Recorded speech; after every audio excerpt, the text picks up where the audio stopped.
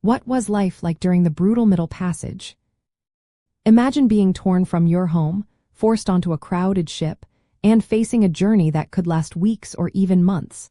That was the reality for millions of Africans during the Middle Passage. This was part of the transatlantic slave trade, where ships carried enslaved people from Africa to the Americas. The voyage was one of the most painful chapters in human history, filled with suffering and loss.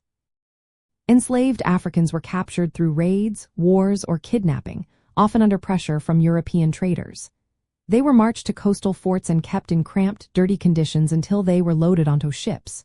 Ships were built to hold as many people as possible, so captives were packed tightly below deck. They were chained side by side, unable to move freely, with men, women, and children separated. Men were often chained for most of the trip to prevent rebellion. Life aboard these ships was extremely harsh. The air was thick with heat, humidity, and the smell of vomit, waste, and death. Fresh air and sunlight were scarce. Disease spread rapidly because of poor sanitation. Many captives suffered from illnesses like dysentery and smallpox.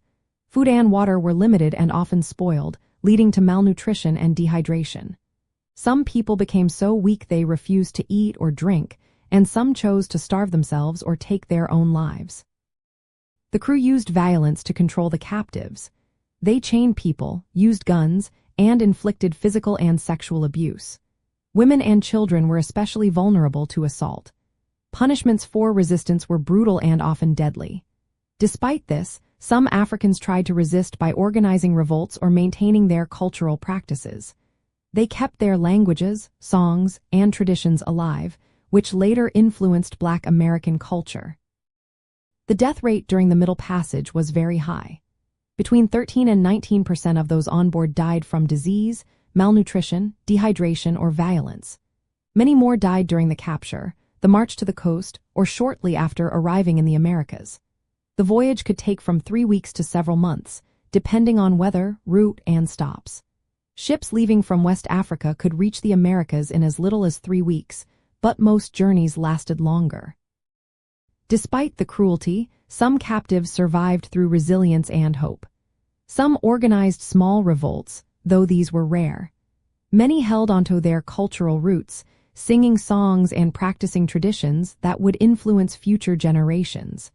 Their survival shows incredible strength in the face of unimaginable hardship. The Middle Passage is a key part of Black American history. The ancestors who endured this journey are the roots of many Black Americans today. Their stories of suffering and resilience reminded us of the deep scars of slavery but also of the strength that carried their descendants forward. Understanding this history helps explain the origins of systemic racism and the ongoing fight for justice. For those tracing African ancestry, knowing about the Middle Passage provides important context for family stories that were disrupted by slavery. It also highlights the importance of preserving Black heritage and recognizing the contributions of Black Americans throughout history.